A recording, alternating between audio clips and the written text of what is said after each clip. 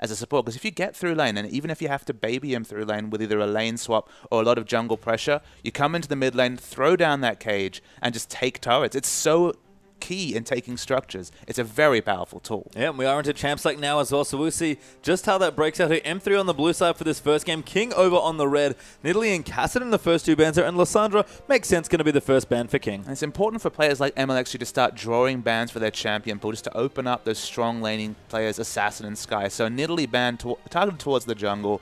That's a win, you'd have to say, for King to have that champion, one of the target bans complete. It just means that something will slip through. No Veigar ban just yet, but Lissandra and Zed, stock standard bans against M3. Yeah, I like the Dade Zed ban there as well. He's definitely shown a lot of recent success on that champion as well. And of course, is classically a big Zed player. There's the Veigar you were talking about. Not going to see him today. But Veigar ban on the blue side is very interesting. So Love CD, maybe not confident to pick it up. Maybe M3 wanting a bit more of bot lane power. I see your surprise pastry time as Yasuo hits the ban pool. Dade, we know how much he loves Yasuo. He actually did an interview recently where he quoted Yasuo as his favorite champion. Teams have had struggles trying to get Yasuo into team comps, of course, with all the base health nerfs. He's just that much more risky to run. His laning phase is less safe. But I feel like King must know something. They must know that M3 have been scrimming with Yasuo because they've just banned it straight out. Yeah, I mean, you said it, Dade, a quintessential Yasuo player, but M3 are going to take Rek'Sai for themselves here. So Condi going to get his first LPL game in on Rek'Sai. Very popular jungler. Absolutely. I mean, we've seen so much top-tier Rek'Sai play. She has so many options from the jungle. She can be a control jungler. She can gank. She has global pressure. She can split push in the late game with her Q and just even a small amount of damage items, even just the warrior's enchantment, just push lanes and then teleport into fights.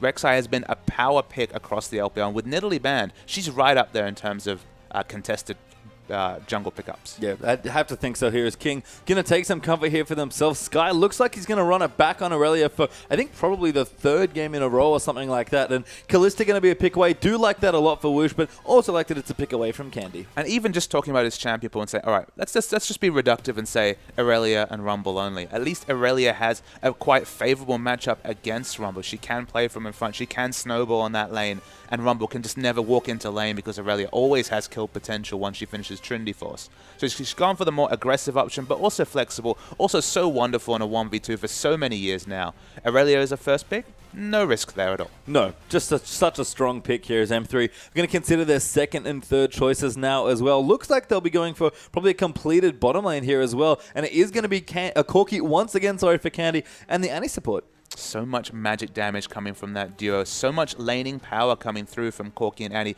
Not many champions can really look to trade favorably with Corki in lane. Perhaps the Kog'Maw or the Caitlyn, just champions that have the potential, at least situationally, to outrange the Corki. There's a lot of pick potential coming through, and already you can see rotation's going to be so strong for M3 because they've got the rotating AD carry, maybe the strongest AD carry on this patch, Trinity Force Corki, and then you can always have that flexibility to have Rek'Sai split push in the late game. And I feel like we've seen so much of the Corki-Kalista matchup just in general, as King are going to consider the next 2 picks here as well. Looks like Lee Sin has already been locked in for MLXG, so we'll take another aggressive jungler through, like you mentioned, and it seems like Morgana is going to be the next pick there as well. It's a pairing with Kalista, I guess. It's smart to pick the Morgana, of course. Vi is available. It still is a very contested jungle pick, especially in China, so just potentially having the flexibility to have a defensive option. Of course, with Rek'Sai already locked in, probably not going to be the Vi. Rek'Sai top isn't necessarily weak. It's just not very meta at the moment. But just giving us your Kalista the Black Shield, giving her CC reduction or CC immunity, it's very important. And that was my big question to you. What do you think of Corki Kalista? Because it's a very common matchup now. I feel like it's so... I mean, level 2 is such an important factor in all 2v2 matchups, but I feel it's even more important in this matchup because if Kalista can push in the first couple of waves and just look to play aggressively and force Corki to use his mana on clearing waves, I mean, Kalista's late game, especially in team fights, is going to be stronger, whether it's the Hurricane Bloodthirster Kalista or whether it's the Infinity Edge Kalista we saw coming out last week. So, I mean, in late game, you definitely favor Kalista, but in terms of early rotations, which you have to think to some degree, M3 are looking for a very aggressive dragon-taking and turret-taking comp with the Corki, and now the Na, Azir, Rek'Sai combo. They have a lot of mid-game power coming through. You'd have to think if Woosh can get an advantage in lane, it'll be just a critical factor to kind of unsettle Candy. Because Candy, again, on the Corki, that's been his power pick so far in the LPL. Yeah, and almost can't believe, speaking of power picks, that Azir and Nara have gone through here to Dade and Lupa, possibly M3's biggest star players here. But that's what they've got. Very strong champions for them. And Twisted Fate is going to be our last pick here for Assassin. Twisted Fate against Dade, no less. One of the famous Twisted Fates players in the world. We started to see Twisted Fate creep through. Of course, Cool played it very famously in that victory over Edward Gaming. Pawn played it as well for EDG. Both of them picking up wins. We know the amount of flexibility Twisted Fate comp gives you, but a risky champion in lane, okay, you might say, well, the jungle pressure, it's only medium at best coming through from the unburrow ganks from Rek'Sai. But you have to be so careful with Twisted Fate, because if you fail that first Destiny, if you're just kind of relegated to wave clear duty, and if you fall behind in CS, late game damage can be difficult if you don't pick up quite a big gold advantage. Yeah, and we are going to go through the matchups now. So Looper here against Gnar versus Aurelia. I feel like we've seen this a lot in the LPL. Absolutely. Gnar's going to auto-attack away at early levels, and Aurelia will scale up and then outscale him in terms of 1v1 pressure set levels 7 to 9. Rek'Sai versus Lee Sin, it's control jungling versus early skirmishing. Again, very standard at the top of the map, but this is not standard. The Azir versus Twisted Fate matchup. In lane, you have to think Azir going to be relatively unharassed, going to be just fine, even has the cleanse, does Dade. But Twisted Fate, what happens at level 6? What happens with the first Destiny? Always the question you ask when Twisted Fate's in the game. We'll have to see. Candy and Woosh going to go head-to-head as well. Corki versus Kalista, another very LPL-centric matchup, it feels like, here. And two pretty aggressive supports as well. Lamb not going to go for the Thresh. He's played a lot of that so far. I believe it was left open here, but Morgana instead against Annie. I mean, the Morgana makes a lot of sense to block a pick to a lot of single target CC, but you have to remember that there's so many magic damage sources. We already said Corki, Annie. There's going to be so much latent AoE magic damage that this Black Shield's going to fall off due to somebody. So the CC reduction is going to be very short window before someone on the team can take advantage of their AoE magic damage and get rid of that important cooldown. Yeah, and with that, let's get straight onto the Rift.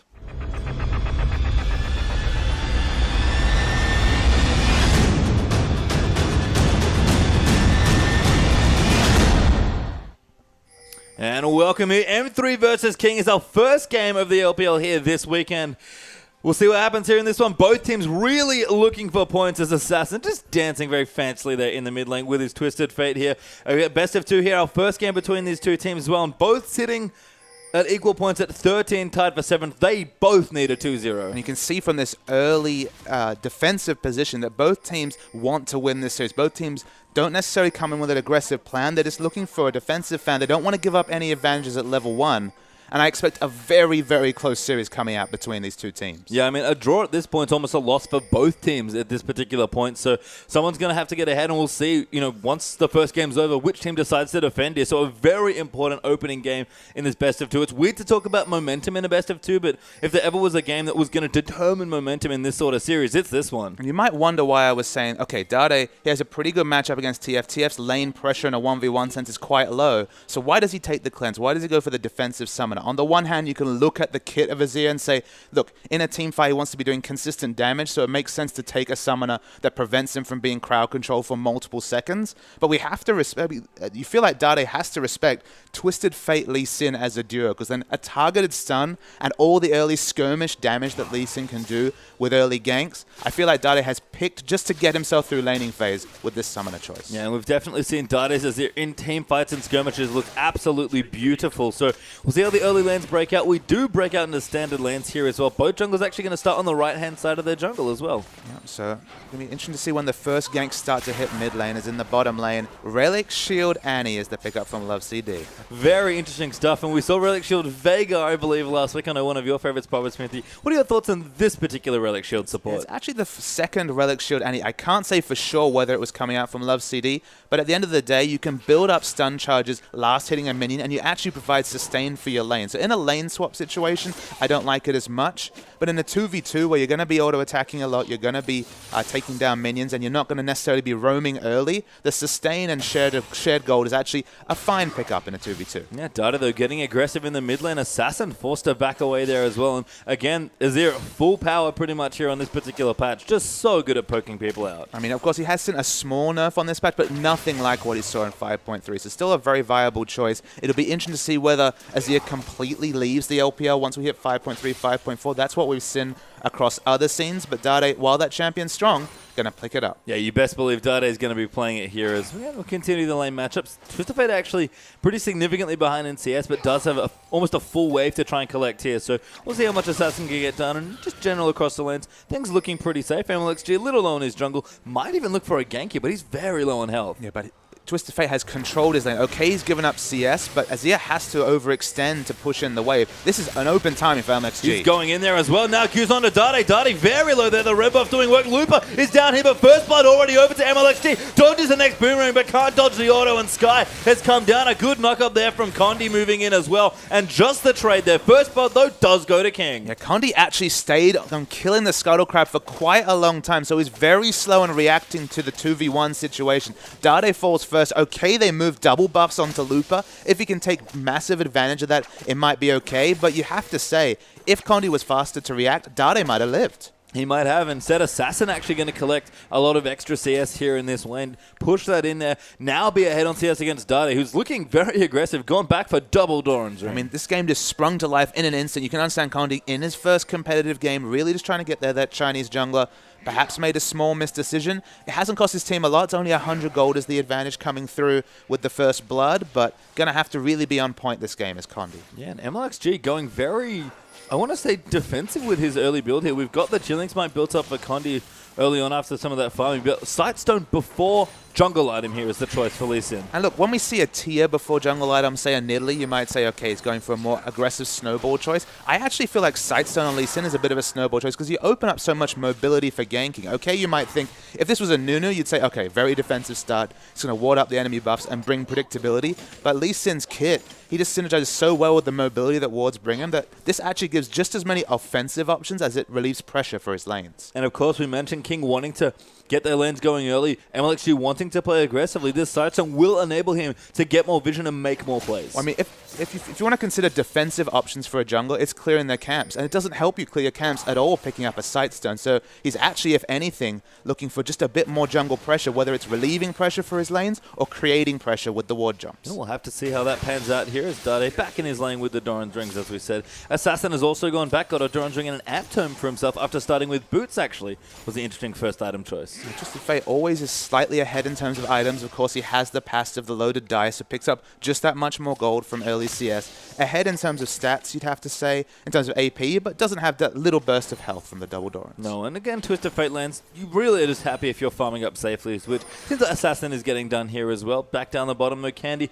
Couple CS ahead here against Woosh's Kalista, but everything going pretty much normal for them. I'd like to see a second visit to the mid lane coming through from MLXG. He knows that both summoners are down for Dade. Actually, Cleanse on a shorter cooldown is going to come up in the next 40 seconds or so, but take advantage of Dade early. Make sure he's on the defensive in lane, and you open up so much space for Twisted Fate. Always poke his head out of the lane, always walk through the brushes, and threaten that level 6 Destiny. Instead, MLXG actually gone back now has his own Chilling Smite, but will be quite delayed to the Warrior enchant if that is what he wants to go for. So, you know, investing in some early vision here with the Sightstone, we'll see if that does make it work for King, as M3 still a very slight gold lead. In terms of laning phase, it's been so even across the board. The only big CS advantage is Candy once again. 8 CS, look, it's nothing to write home about, but at least in this matchup where you'd expect Corki to win it early, he's been able to do that. There was no early push, but the Destiny's popped. Yeah, that actually spots Condi there as also. Sky actually now going to join in MLXG's here as well. A good stun lands in. They want Rek'Sai as the first target. Sky might look to dive in as well. The Hyper about to proc on Assassin. Condi flashes out. The stun card comes back here, but Assassin can't find a target, and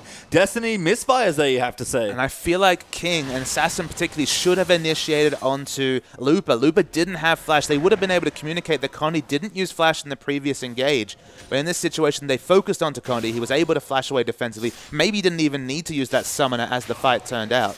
But the result, Destiny used, very long cooldown now, coming for the Destiny, and no pressure really got. No, and some spare time now for Dade actually in the lane here just to clean out some creeps, continue shoving the wave into turret, and actually get quite far ahead. 10 CS and counting now for this Azir. And Azir's going to keep powering up through the game. He's not able to follow these ganks, so his only answer is to power farm, just the same as if it was a Karthus in the mid lane. Going to respond to roaming with farming and doing turret pressure. So he's very happy with the lane, especially that no gank came through, no bonus gold comes through to the Twisted Fate, and he'll just keep farming away. Oh, well played here. Is back in towards the bottom. Condi, you can see, actually cleaning out his red buff, so going to be level 6 fairly soon on this Rek'Sai, able to use that ultimate for just mainly efficient farming purposes here. It's Condi, there we go, does ding level 6, and red buff again, maybe even look for a gank here. His neural network right now is centered towards the top of the map, so he has more flexible options ganking around the top if he wants to respond to any pressure on the top wave. He needs to actually add some of these tunnels towards the 2v2 lane and down the bottom, just to give him an option to respond to the Twisted Fate ult. Yeah, with Dragon potentially being a lookout as well here for these teams also would make sense. But just in general with Rek'Sai, it's such an interesting playstyle, but kind of getting ahead by farming your jungle consistently, putting tunnels through it really is the cornerstone of Rek'Sai, I feel like. But your global has so much counterplay. If you try and be too aggressive with your tunnel positions, they can be standard on, and of course you remove the power that comes through from the option to have global presence. He needs to be the one reacting to the pressure from Twisted Fate, because otherwise they'll lose an advantage in the top lane if it's not a double teleport. And if it is, it could potentially be a 4v3. So if he doesn't have a tunnel towards this bottom lane, of course he has them around his buffs, but he just needs one to give him a realistic option to show up in a very fast 4v4. Yeah, just to extend the network here as Looper and Sky going to continue farming up against each other. Both actually have finished their first early item, so a Phage apiece here. A bit more of an aggressive choice here for Looper. But everyone is holding on to masses of gold in the bottom lane. No one's been harassed enough to fall back. 2,400 gold versus 2,300, nothing to write about. Candy definitely going to have at least the Phage Sheen, so it's going to be a massive first buy for him. He's about 200 gold to complete those items, though he does eat a Dark Bind. Yeah, good poke there by Whoosh, actually throwing in the spear and then just tapping him for a couple of Ren sets here, and again dancing around the Phosphorus Bomb. At this point especially, Whoosh looks very comfortable, but I want to draw your attention to the mid lane again here. We've seen the early pickups, and Twisted Fate's gone for very fast cooldown boots. Yeah, CDR boots. You don't see this from a Twisted Fate. With the Ghost Flash, it's probably going to be the early distortion as well, but I mean, look, at the end of the day, he's doubling down on having global pressure. He's got the extra 15% CDR. He's making up for what used to be the free 15% CDR from Stack Deck many a patch ago. And that's definitely an ult-centric build. Okay, it gives him more wave clear, but it reduces his damage on ganks. He's going to be looking to his laners, specifically the Aurelia and Kalista, to provide the damage when he comes in with the Destiny. Yeah, and all he wants to do is come in and throw out gold cards if he can, as MLXG in the top. Looking to gank out onto Looper. Nah does have his flash available though, so we're a bit of a tricky one to try and force. I mean, Ghost Flash has become the standard pickup on Twisted Fate just because it's about the second gold card. You hit the first one, whether you have to flash for it or not, and then Ghost to hit a second one. So theoretically, you got more gold cards coming through with the CDR boot, but lower damage. So if it gets him the second CC, he's really looking for second, third CCs with Ghost Flash and now CDR boots. Yeah, really almost dedicating to a lot of the utility parts of Twisted Fate's kit. And MLXG is still here in the top lane. Condi just gets the Dragon solo as Rek'Sai, and he's still here. Lee Sin really wants this gank. That's why I'm so excited to see Looper on champion, because he knows how to push advantage. He knows how to position in lanes. He doesn't die randomly on these meta picks because he knows the limits of his champion. He's a singed player, so he knows how to run behind turrets and not die. And he's just leading MLXG on a merry chase, just playing so defensively against Sky and has not been punished whatsoever. I mean, just looking through, I don't think they knew that Lee Sin snuck in here, but Looper is still respecting the possibility, it seems like. And MLXG, after what feels like 2 minutes, is finally going to recall. And it might be the double whammy, because you have to remember, this is level 8 Aurelia. So in general, I'm not really looking to tussle with level 8 Aurelia, but we're finally going to see the initiate. Yeah, Flash has fallen for the kick, and Looper just casually bounces away. Doesn't even have to flash to have the kick to bounce him to safety. He feels just happy that Looper, and vindicated for 2 minutes of passive play. Yeah, I actually like that Condi instantly altered towards the top as well, because of course your next thought is, okay, Lee Sin's here, where's Twisted Fate? Absolutely. I mean, it can snowball so quickly when we're talking about a Twisted Fate. But for someone who's invested so much into early CDR and early use of the Destiny, we've had one failed Destiny, and Azir's been able to push in aggressively and just not open up any chance for a second one to come through. No, but as we do see some builds develop here now as well in the early stages of the game, Corki quite obviously going to be going for a quick Trinity Force here, probably the best Trinity Force user in the game arguably, so Sheen Phage there, the early pickups, but something a little different here for Whoosh. He does have a recurve bow for the Hurricane, but also an early BF sword. And you can just add up those gold values and realize he could have bought a straight Hurricane. That was an option he had, but he probably felt like he couldn't stand up in a 1v1 trade against what was guaranteed to be the Sheen Phage Corki. Sheen Phage is an insane power jump. It's so close to the Trinity Force power spike that he'll have very, very soon. So now he has balanced last hitting and decent single target damage, but he doesn't have AoE wave clear, so he doesn't have the ability to really push back away if necessary, and he has to very much respect Candy. Yeah, and instead Whoosh just trying to keep the lane where he can here. Candy actually doing a good job freezing it earlier down in the bottom side, denying a couple of CS. Condi is down here as well on the Rex side, but instead everyone just going to kind of relax here. I mean, the only way you get away with this build is not being harassed, but harass is coming in. Condi comes in, good double knock up there, and Layhem does get away, but Whoosh dies almost instantly there, and the all-in from M3 with the jungler coming in very strong. And Black Shield is just not a realistic option for disengage when you're talking about AoE magic damage from Annie, magic damage coming in from Candy, and then the unbow. It's definitely going to register, just because, again, you don't have 5 points in the Black Shield till level 11, 12, 13. you just don't have the option to keep this Kalista alive. No, and actually the turret might go down here as well. M3 bottom lane trying to deny as much CS as they can on that tower, but they should be able to get it pretty much whenever they like, and a number of minions are going to fall to it as well. So finally the tower goes down there. 2-0 actually in that objective. It vindicates a lot of play coming through from M3, because again, it's actually quite greedy to go for the recurve bow into BF sword, because you have no wave control. You're basically saying, all right, you're going to push me in, and I have good last hitting tools. I'm not looking to try and push the wave back with the Hurricane and the Ren sets. So in this situation, they've got double pink wards down, one towards their Raptors, another one towards the River Brush. So they have very aggressive pink wards, and they had to punish the very defensive options taken by Whoosh, and they did that successfully. So Vindicative is an excellent play. Yeah, it looks like maybe an early Bloodthirster could be the pickup here for Whoosh. Does actually have a Vampiric Scepter, but of course could still opt in for the Hurricane if you wanted to. So we'll see what happens there. Sun Turret also falls down, so Dada's done a good job pushing out the actual mid turret and replacing it there, but King will pick up a bit of extra gold for that. Corki, though, back now with his Trinity Force, and Looper on the way with the Giant's Belt, so everything coming up M3, about 2,000 gold ahead. Yeah, the buys are all coming through, very significant buys across the board. The Trinity Force is the big one. They have just broke the turret, I believe, so we have to expect the Trinity Force rotation is going to come soon. But from the minimap, you can see Twisted Fate, he's anchored to the bot lane. He doesn't want to see Corki moving to any other lanes just yet. No, really doesn't here, as M3 are going to continue moving through. Assassin actually was down towards the bottom, but going to go back and spend a little bit more of his gold as he picks some up here. MLXG clearing out the Scuttle Crab there as well. Dragon actually up in a minute 45, so we could see teams look to contest for this next one. Yeah, the next Dragon is going to be a significant structure to be taken. At the moment, with the power jumps you see from M3, you have to think they're going to be the favorites to pick it up. But we'll have to see in a couple of minutes' time. Yeah, looks like, again, minions still charging into the mid. Dada doing a very good job keeping the CS pushed out here. It looks like Assassin going for a quick Zhonya's now as well, so wanting to very much be that initiation threat for his team. It's understandable. This is sort of build we expect from Dada. He would always look for the team fighting Twisted Fate build, not the more aggressive, more single target or structure focused split push Twisted Fate Lichbane first. Lichbane's fallen down to 3rd, 4th item territory.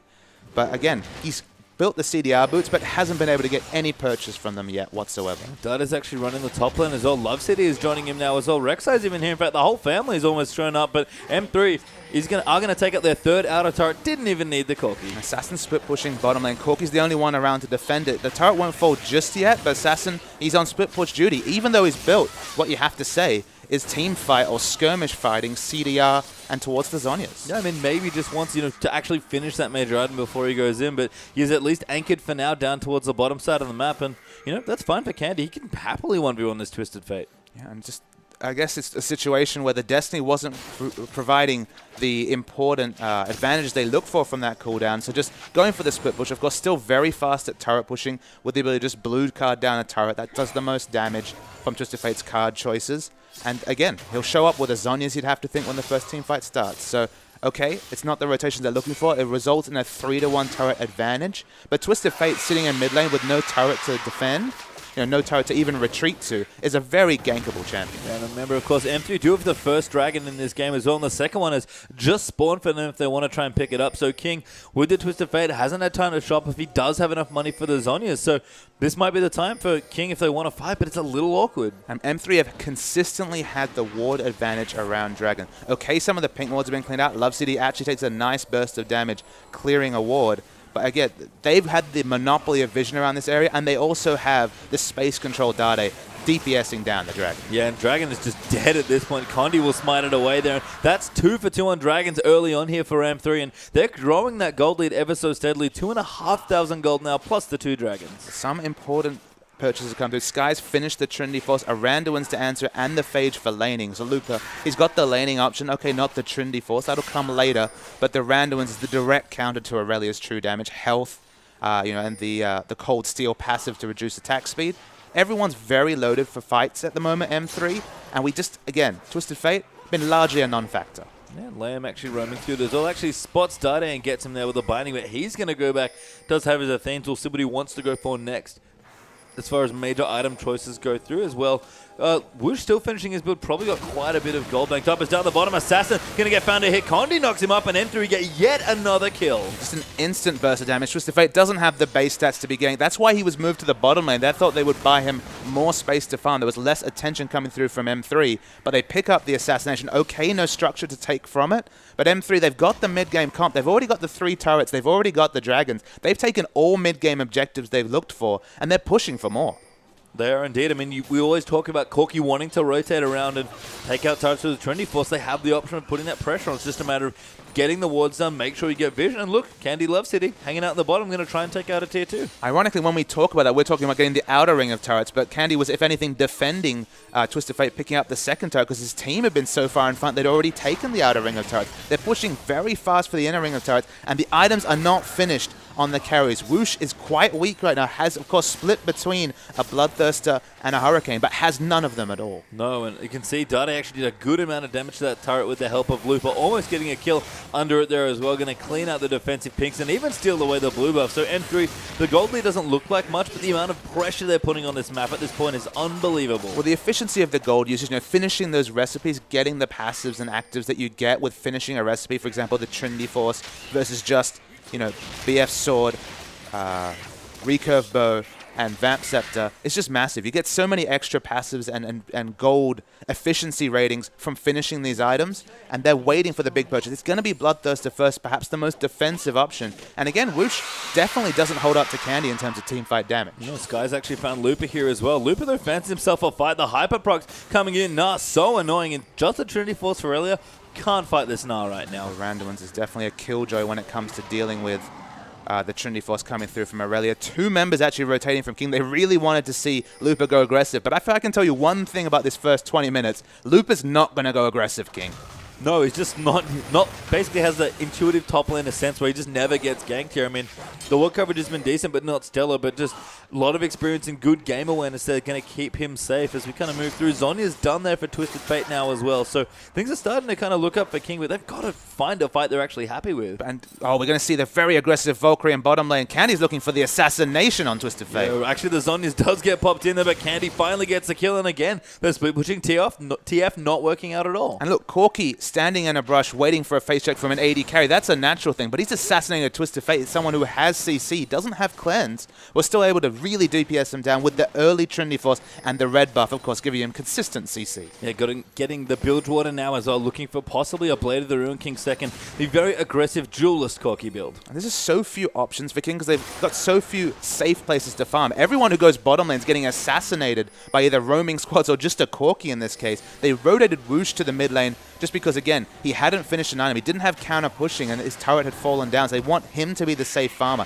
They've clearly identified Woosh as the person they want to build up farm on, but because he's gone for the BT first, he doesn't really have team fight damage. He only really has structure killing damage. Of course, the advantage of an early BT is that you can get turret damage, but here comes the ult. Yeah, LXG almost dead actually as the fight begins. Dade, good ult, pushes everyone back, and now Sky going to dive in there as well.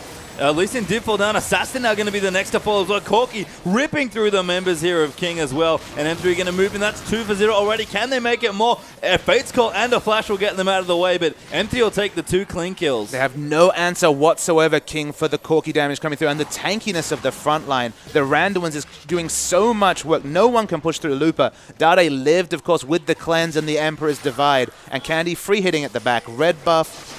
Trinity Force completed. The Bilgewater, as you mentioned, so tuned for damage in the mid-game. And King, they don't have it. And that's the result of the very defensive BT pickup from Woosh. And you know what? We talked a lot about M3 in the start of the season. Hyped up Dade, hyped up Looper. At this point, King has had too many good games on a roll, especially on Corki, where we just have to say he's a full-fledged role player on this team. He's a big reason they've started to pick up more wins. Yeah, Candy's Corki has been so impressive. They're very good at using the Trinity Force power spikes. At this point, might be worth a ban. We haven't seen so many Corki bans, but Corki, probably top 5 champion in League of Legends on patch 5.2, hell, even on patch 5.4 on the live servers. You really need to respect the things Corki can do in the mid-game, because this is where he thrives. Those smaller skirmishes when he can just consistently put out those Trinity Force procs and grouping and taking turrets. They've got 5 already. 2 have come down against them, and Twisted Fate is just the 3rd or 4th time. He's just really wanting to break that outer ring, but he's getting assassinated every time he's tried it so far. Yeah, and unfortunately the bad news for Assassin is Looper still sticking in the top lane. A second Giants, but already done. MLXG going to Gonna get spotted off here, actually. Looking to get knocked up does happen there. The Smite Wall actually getting won by Lee Sin, who does manage to pick up the buff there. Now Assassin going to get aggressed on the Randuins. Is Pop Dade looking for something, but can't quite find it. And M3 will back off, but again, so much control of this map. Assassin didn't have to use the Destiny defensively, so still has that cooldown available. So at least he was able to escape with the minimum. Didn't use a summoner, didn't use his ultimate, but the rotations have come in perfectly for M3.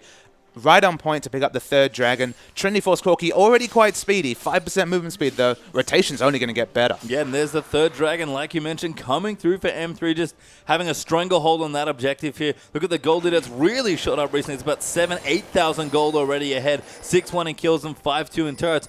M3, that's a lot of gold that they've got, and that's with a Twisted Fate on the enemy team. As Love City does flash in the top there. Condi going to try and interrupt Whoosh, but he can't quite get it done. The damage is still coming in. The Ren not enough, and Love City will get the kill, but does go down. Now Lame in trouble. Will be the second victim there as Candy gets another kill. They're looking for skirmishes and getting them at every point. The flash has come off cooldown basically with this distortion boot upgrade. Every time the flashes come through, they've got multiple picks. They're doing a lot of damage this inner turret. Yeah, Tao actually goes down there. Sky might look to dive in there. A good knock up there for Condi. Dani might dive back in, and actually a teleport coming in out onto the tunnel there. Sorry, so Lupa going to push in. M3 are going to try and take it in here. Now, all these advantages were gotten before Lupa group, before their super tank even showed up. It's too risky to take down the inhibitor. It's so early. That's only 5 seconds till Wushin comes back. But Woosh finally has Bloodthirster Hurricane. He finally has some team fight options. They can go aggressive, and MLXG, he tries it at least. Yeah, blue buff stolen away from Dade there as well. So M3 continuing to get advantages in this game. Gold lead almost 9,000 gold ahead. Now MLXG does spot off Dade. Tremor Sense actually going to spot off Lisi in there as well.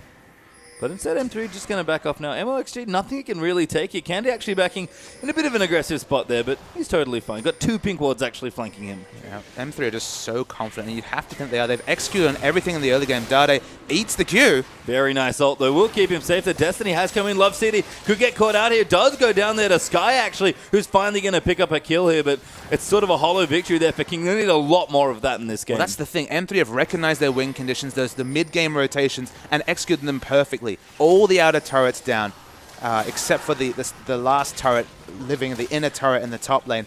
Monopoly on Dragon. I mean, King, they get a pick, they get a red buff, but that's the absolute minimum you could expect from a pick at this point in the game. Yeah, and I actually love that Candy has gone quite deep, actually, on the potential rotation series. Looking probably for a last Whisper third, it feels like, with the pickaxe in his inventory. But quick Alacrity boots, actually. Candy knows that he just needs all of the speed right now. I mean, he has to match Annie. The mindset from Annie is so clear. Actually completed the Talisman of Ascension. So Distortion boots with the Distortion mobility boots and a Hurricane. You know exactly what's coming from this Annie. And Cookie just needs to keep up, because that consistent damage to match the burst coming through from the Annie, that's all they need to win a fight. Yeah, I mean, even Dade is getting stronger now as well. Finished up his zombies, and Merc Treads, of course. Almost a Dade special at this point, you have to think. Condi looking for an Aegis, I believe, with the items in the inventory, so getting stronger. And Lupa hasn't spent that much gold recently, but an extra Giant Spell already on top of the Randuin's Fate.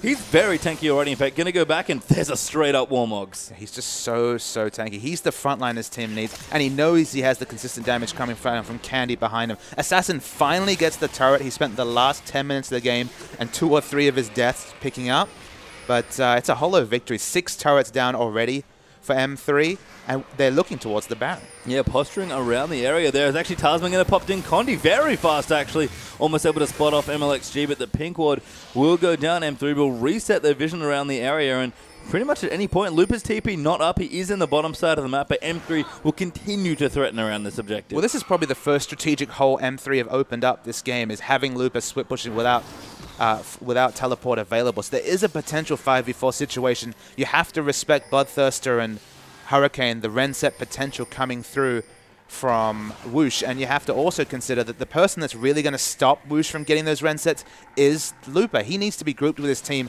to have 100% insurance on them winning a team fight. It's very risky for him to be split pushing, and that's why he started the group. Yep, Lupa already made the rotation, just waddling up towards the inhibitor, and M3 with a couple of King members scattered around the map, looking to pick this up very quickly. If they want to pull the trigger, King kind of have to do it now, but the inhib's already dead. Yeah, King's positioning was very questionable. They were looking to get a skirmish, almost forgetting that they didn't even have a turret to back. So their timing windows were very limited. Suddenly they were 2 and 3 member split, and they didn't want to engage. And the result is just an easy rush of the inhibitor coming through from M3. And there's so much control of vision around the top side of the map here as well, around the red buff. Liam actually looking in. Dada going in, actually pops MLXG back into the team, but he safeguards away. A good kick back there keeps Condi out, and Looper does land a boomerang onto Liam, but it's not enough. Looper doesn't have the rage bar fill. The Narbar isn't full, so they have to back away. Baron becomes a realistic option. Of course, the Destiny can be popped and provide vision. It's basically a scrying orb when it's going to be popped. He's not in position to actually get into a team fight just yet, and the Baron's not going down that fast. No, I mean, Condi and Love City with, I guess, a bit of help from Tibbers trying to take out the buff. Candy, the will move in. Here's the big damage. Dart in as well. Twisted Fate does pop the ulti. He knows they're in there, but M3 might just commit here. The teleport comes in. They are going to back off, actually back in towards the teleporter, but just going to take out the ward there and reset. Yeah, the teleport was cancelled, so Sky doesn't have the option to threaten with the teleport again. The Destiny's down at well. They just need to get down the pink wards and just repeat the same procedure, M3. The Baron is definitely their realistic objective. You have to be a bit careful. Do have quite a bit of gold banked on both Candy and Dade right now, so don't want to overcommit with the unspent gold in the inventories. As you can see, Dade's already spent his. Got a stinger actually here for even more mid-game power, and Candy at this point is getting very close to finishing his last Whisper. Super interested to seeing what his next purchase is. The confident purchase, Last Whisper. The safe purchase would be the QSS, just to give him a defensive option against Twisted Fate. Yeah, knockup though does come in for Condi. They're going to move through. MLXG does hop away. Love City though, flashing forward with the talisman. Gets the bear down, and Candy going in. Massive ult for Dade. Candy ripping through people, and that's 2 kills already. Sky, he's going to hop away with the Blade Shot. Forced to flash, I believe, and now Looper going to chase in. Candy just does so much damage, and Aurelia will be the 3rd kill. The 2-man Emperor's Divide, already impressive, but those 2 men included Wushan Callista. Dying first in the fight was the Callista. Assassin, he goes and split pushes. That's all he can really hope to do. And M3, they want to finish this game as soon as possible. Yeah, not interested in really faffing around and taking some other objectives. They're going straight in onto the Nexus turrets here. The super minions running. Death time is still relatively long-ish as they're ticking down here, but the turrets are getting melted here, and M3 will take a very clean game 1 against King. We were wondering which of these 7th place team would be the first to really step up in the first game. It's M3, 3-1 last week, coming out of the blocks really fast with a very fast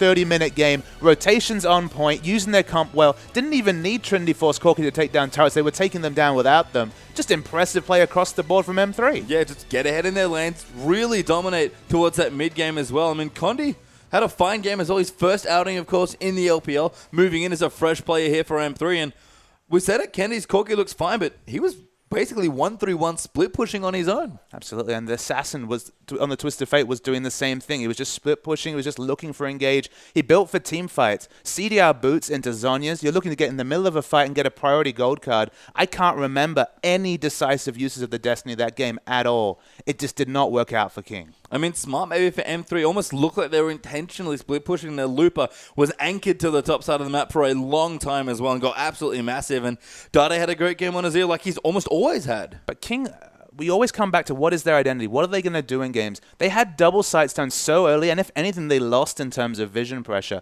Their wards, there were times they had 6, 8, 10 wards on the map, but they just weren't really using them for any, like, you could see what they had vision of, but you didn't see any kind of plan. You didn't see any trends coming through from their wards. They weren't looking to contest enemy buffs. They were letting M3 play their own game, and M3 said thanks very much and won in 30 minutes. Yeah, I mean, I like some of the aggression for MLXG, but King have to look at something here. I mean, this is the interesting part, is that at this point, they can't win the series 2-0, obviously, with already done a loss. But they have to make something happen here. Yeah, split is the minimum for King, you'd have to say, coming into this series, and it's the maximum they're going to get now. And if they're playing on that form, if they come in with such a scattered game plan and let M3 actually, for once, execute on a decisive mid-game rotations, they're going to lose 2-0. Yeah, we'll have to see. Big pressure now out onto King as well. M3 would love the 3